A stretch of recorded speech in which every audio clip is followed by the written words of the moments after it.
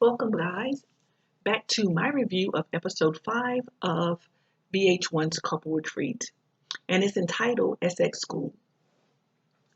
Okay, it begins where it left off from episode 4, and of course, all the couples get together in the morning and have these little cards that they have to read to each other and ask. And one of the topics on the cards is name the top 5 things that you love about me. So each of the couples had to answer those questions.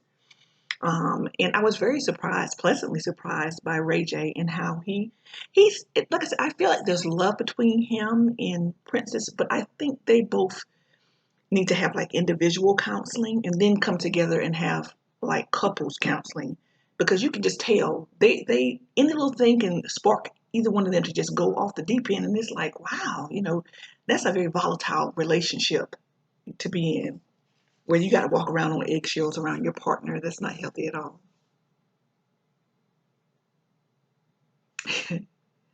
It's Michael Blackson. He's such a mess. He's hinting to Ryder and let her know. He was like, "Look, my birthday's coming up. I want." He said he wanted to force him for his birthday, and so she's looking at him like, "Are you serious? We just discussed you cutting back on that. Now that you know the fact that she's pregnant and all." I'm just like, with him being a comedian, it's like you don't really know how to take him. Sometimes he can be serious, and then it's like sometimes you wonder, is he joking? So that's got to be a very interesting relationship. So the men go out on a hike, and the ladies stay behind. And so what they do, Yandy says, "Okay, AJ, we're going to give you the day off, and we want to pamper the guys, cater to them." So they set up these little, um, I call them areas. One is a nail area where they can do the nails. One is a pedicure section where they can work on the toes. They have an area that has food and drink. And then they have an area where they can give their significant others back massages. I thought it was real sweet. They've got the mask, the face mask, and all the good stuff. I could tell they put a lot of thought into, and they just wanted to give the guys a treat because they know those sessions with AJ be giving them the business. So I guess they just said, like, let's give these guys a break. And I thought it was very interesting. It was cute. So, when the men go on the hike, they're having discussions, and it takes a serious turn. The guys ask Michael what made him want to become a comedian, and he shared with him the fact that he was picked on and bullied about his complexion. And it is very true. A lot of comedians say that they use the dark areas in their life to turn that pain into laughter. And he had shared with them, he was saying that during that time, that's when the lighter skinned men were in, the princes, and, Al B. Sure, all the light skinned entertainers were in. So he really took a beating because he's darker complected. And he said, like, I just took that and used it towards my advantage. And I thought it was very interesting. It was a very softer side of him. Like I said, he's very much surprised me how transparent he has been compared to some of the other guys who are more kind of like you got to peel back the layers.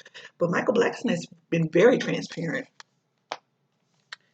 So he was discussing that. And he also shared with them that he had lost his virginity at 18. And I also thought that was the way he talks about the women and the bedroom life. I thought that he would have been at a younger age, but he was saying he joked with the guys and said he was trying to make up for lost time. That's why he always has extras in the bedroom. I'm like, get out of here, Michael. He's a hot mess. He tickles me so. And but then he got serious, and he did say, Mandices asked him, well, hey, do you ever have any plans on settling down? Do you just want to be living this wild life forever? And I think everybody comes to a point in their life where they really do want that piece of having a significant other, marriage, a family.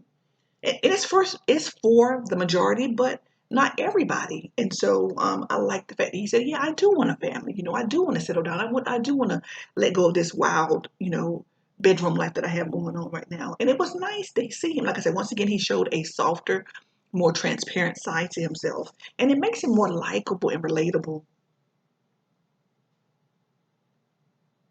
Kirk gave him some advice and told him, hey, use an example of my relationship where I slipped up and did the ultimate, in my relationship. I stepped out on, not only did I step out on my wife, but the person I stepped out on my wife, we ended up being pregnant by me. So, the fact that she's continued to stick by me and she, accepts my child and loves me when she could have easily divorced me. And so he told me, hey, look, you got to let go of this lifestyle, because it can lead down that road and you want to end up where I am. Like I said, all the men are showing me a different side to them. So I thought for Kurt, that was a very stand up moment, to share that advice with Michael. So they make it back to the pool area and they're like, okay, what do the ladies have prepared for us? And they're very pleasantly surprised. The setup is nice. They took the whole pool area and had the little station set up. And so everybody's talking and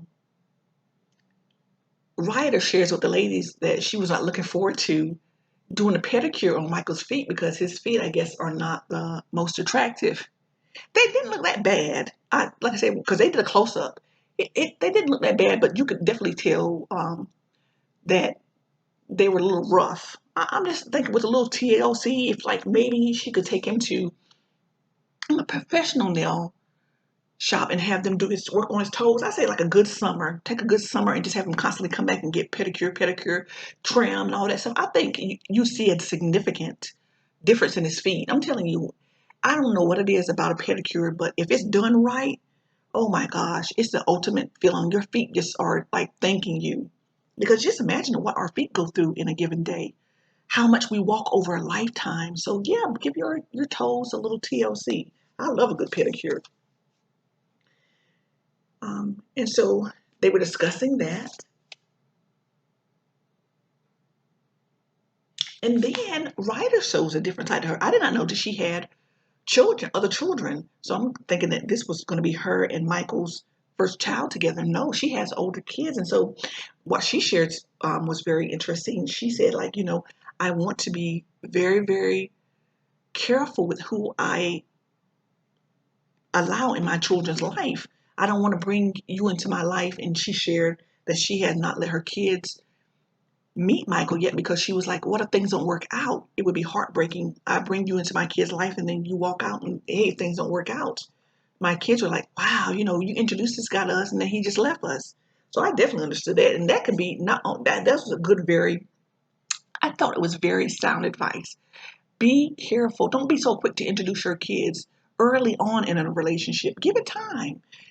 When you start feeling like, okay, this person is in here for the long haul, then introduce your significant other. And then they go around and they're just discussing what made you fall in love with me. And so when they get to Delicious and Raymond, he shared that he was like, I guess they took a trip to Mexico. And he said it was during that trip, he said, because we acted like teenagers, we were so carefree and I enjoyed you and you enjoyed me. And he was just like, and so Delicious asked him, well, in between that time and now that we're back, what happened is like the romance side of it has fizzled out. And he said, you know what? I dropped the ball. And like I said, I love how honest the guys are. And that's what's letting me know that they truly want their individual relationships to work. Because for you to put your pride aside and say, you know what? Yeah, I messed up. I could have done better. That's what I really believe that if Delicious gives Raymond the time that he needs and the patience that he needs, they're going to have to be a phenomenal couple.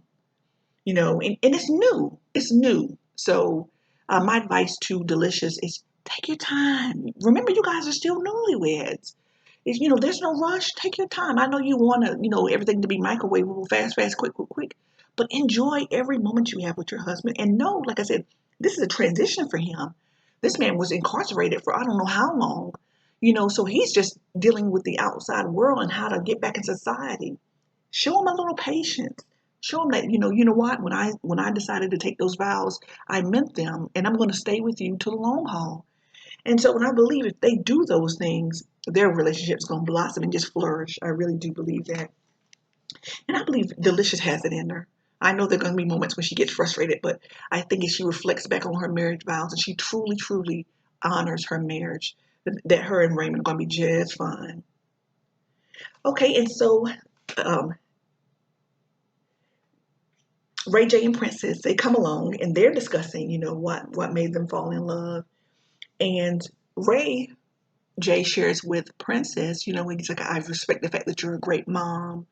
You don't take crap off of me. And so it was very interesting. It's like they have their moments where they both shine, but I'm telling you, they're so, oh my God, temperamental. And it's like any little thing sets each one of them off. And that's where I don't know what's going to be so good with them.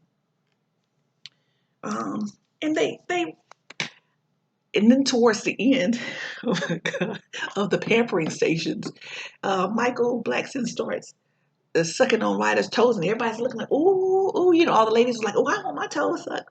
And so the only one that was bold enough to do it was Ray J. So he brought the honey out, and honey, everybody was like, ooh, ooh.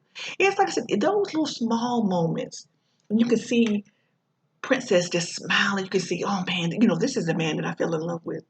And like I said, but by the end of the episode, they, it's like before any good can happen, it's like the bad comes out.